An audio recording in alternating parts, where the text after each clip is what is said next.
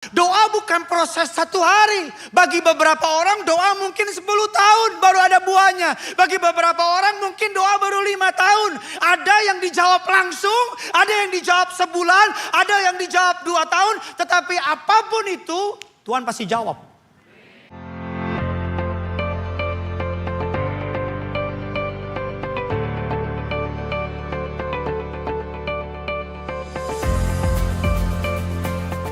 Saya beri judul khotbah ini adalah doa yang tidak pernah menyerah. Doa yang tidak pernah menyerah. Resistance prayer. Doa yang tidak pernah menyerah. Goal dari khotbah ini adalah mengajar saudara untuk tetap berdoa. Goal dari khotbah ini untuk mengajar saudara untuk terus berdoa. Goal dari khotbah ini untuk kembali mengingatkan saudara untuk kembali berdoa. Doa saya pulang dari tempat ini, para istri kembali berdoa. Para ibu kembali berdoa untuk anaknya. Para ayah kembali berdoa untuk hidupnya. Dan anak-anak muda kembali berdoa. Saya tidak peduli semustahil apapun keadaanmu. Saya tidak peduli seterlambat apapun kelihatannya. Saya percaya doa, hakikat doa yang pertama adalah doa adalah senjata terbaik kita. Itu hakikat doa. Doa adalah senjata terbaik kita. Ada beberapa area yang uang gak bisa tolong. Ada beberapa area yang koneksi gak bisa bantu. Hanya doa yang bisa tolong kita. Yang kedua, doa adalah benteng terbaik kita. Hartamu bisa panggil security. Hartamu bisa pasang CCTV. Tetapi hanya doalah yang dapat melindungi saudara dan saya dengan sempurna. Katakan amin. Kemarin saya doakan orang yang ibadah ucapan syukur 70 tahun. Dia bilang sama saya, Pak Pendeta, 70 tahun bukan karena jaga makan. Bukan karena olahraga, which is good. Olahraga itu bagus, jaga makan itu baik. Tapi kalau bukan Tuhan yang jaga, mau jaga makan kek, mau olahraga kek. Kalau Tuhan panggil, selesai. Ada banyak orang jaga makan, ada banyak orang jaga olahraga. Tetapi gak cari Tuhan. Saudara boleh makan sehat, bahkan kalau perlu makan buah-buahan. Ngomong-ngomong orang yang suka makan sayur-sayuran itu gemuk semua. Contohnya gajah. Tapi yang suka makan daging langsing. Contohnya macan. So jangan tiru saya saudara. Yang ketiga, doa adalah jalan keluar berkat. Kalau kamu punya banyak masalah, daripada ngeluh, daripada gosip, berdoa. Karena di dalam doa ada berkat dari Tuhan. Dan yang keempat, doa adalah hiburan, kelegaan, sukacita, damai sejahtera. Dalam doa kita menemui hiburan dari Tuhan. Bukan saja Tuhan dengar kita, tapi Tuhan tolong kita. Dalam doa ada damai sejahtera. Dalam doa ada sukacita. Mari sama-sama kita akan belajar. Bapak Ibu, doa itu bukan supaya orang lain dengar. Doa bukan supaya orang lain tersindir. Ada orang, ada anak kecil, doanya suaranya gede-gede. Dia doa gede-gede satu rumah dengar. Tuhan, sepeda lama saya rusak. Tolong belikan sepeda yang baru. Tuhan, sepeda lama saya rusak. Tolong belikan sepeda yang baru. Mamanya bilang, kamu doa teriak-teriak. Memang Tuhan tuli. Dia bilang, mama Tuhan gak tuli. Tapi papa di samping kadang-kadang gak dengar. Kadang-kadang kita doa, kita pakai doa kita, Bapak Ibu gede-gede, bukan buat Tuhan, biar yang di samping dengar. Kadang-kadang doa kita gede-gede nyindir orang. Oh Tuhan, biar suamiku berikan aku tas baru. Suaminya di samping, oh Tuhan kami patahkan dalam nama Yesus. Mari kita akan belajar. Yang kedua, cara berdoa yang benar. Secara teologi berdoa yang benar dibagi menjadi dua. Sikap jasmani yaitu tubuh dan sikap rohani yaitu hati. Yang paling penting adalah sikap rohani. Mari kita bahas dulu sikap secara jasmani. Alkitab tidak terpaku, doa tidak pernah diajar pada satu posisi. Dalam Alkitab doa dapat dilakukan dengan berbagai cara. Bisa berdiri, bisa duduk. Karena Tuhan gak ngatur gimana caranya. Tuhan lebih peduli sama hati yang berdoa. Amin saudara. Bisa diri, bisa duduk.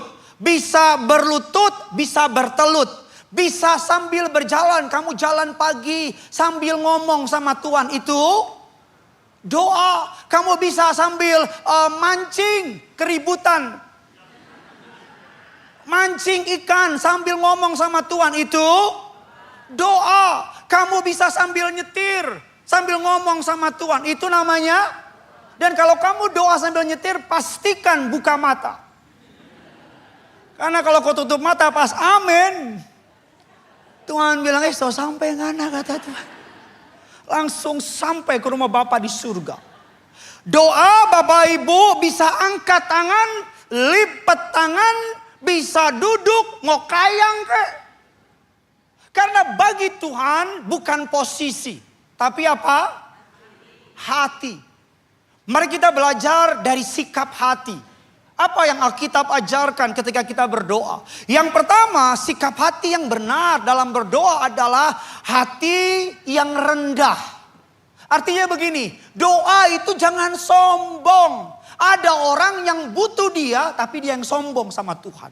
Sombongnya apa? Tuhan, aku kan sudah pelayanan. Tuhan, aku kan sudah nyumbang. Tuhan, aku kan sudah puasa. Ingat, yang butuh kamu, bukan Tuhan. Siapa yang di atas? Siapa yang di bawah? Siapa bosnya? Siapa anak buahnya? Siapa yang perlu? Siapa yang bisa tolongin kita? Tuhan. Jadi yang pertama, sikap hati dalam berdoa yang benar adalah hati yang rendah. Jangan menyombongkan diri. Kita datang kepada raja di atas segala raja. Saudara pernah ketemu orang gak? Yang butuh dia tapi sombongan dia daripada kita. Yang perlu dia tapi lebih sombong daripada kita. Kalau saudara pernah cari dosen, pasti dosen yang ngatur waktunya, betul tidak? Bukan kita bilang, itulah namanya. Dosen, bisa nggak kita bimbingan? Ya, dosen datang ke rumah saya jam 5. Jangan telat. Apa kata dosennya? Lu dasar lontong lu, kata dosen gitu. Betul nggak? Dosen aja nggak mau kita sombong, apalagi Tuhan. Ada orang udah susah, doanya masih sombong. Di sini nggak ada. Saya nggak sebut, bahaya nanti. Yang kedua, sikap hati dalam berdoa yang kedua adalah hati yang tulus. Bilang kiri kanan saudara, tulus. Ingat ya, tulus, bukan Raisa. Tulus. Tulus Bapak Ibu bicara doa bukan untuk pamer. Doa bukan untuk nunjukin kita rohani. Saya ingat ada perkumpulan orang Kristen, Bapak Ibu kumpul masakan Indomie. Indomie banyak, 20 jadi satu. Dan ketika mau makan selayaknya orang Kristen, ada doa. Yang doa oma-oma dari Manado. Itu kita tahu kalau dia doa pasti lama. Indomie dari banyak air sampai nggak ada air. Karena dia doa dari mulai Musa membelah laut, Daud mengalahkan Goliat. Apa hubungannya Indomie? Ada orang doa makan, Bapak Ibu, sampai yang namanya dari perjanjian lama sampai perjanjian baru disebut. Doa itu tulus yang penting. Amin. Saya banyak ketemu orang kalau doa di depan umum, tiba-tiba suaranya jadi berat loh. Oh Tuhan. Sampai kita merinding, ini setan apa siapa ini? Betul apa tidak? Doa itu yang penting tuh tulus. Yang ketiga, doa itu harus percaya. Berdoa sambil ragu sama saja dengan tidak berdoa. Orang yang berdoa tapi ragu, mendingan gak usah doa. Karena gak ada hasilnya. Saya pernah doain orang, anak muda, Pak Pendeta tolong doain supaya saya dapat satu bangku di perguruan tinggi negeri. Kita doain. Selesai kita doain, saya pulang nunggu mobil. Orang itu lewat depan saya di belakang ruko gitu, dia gak lihat. Dia ngomongin sama temannya, gue gak yakin dapat satu bangku. Lu ngapain maju Bambang? Bikin susah gue aja di sini.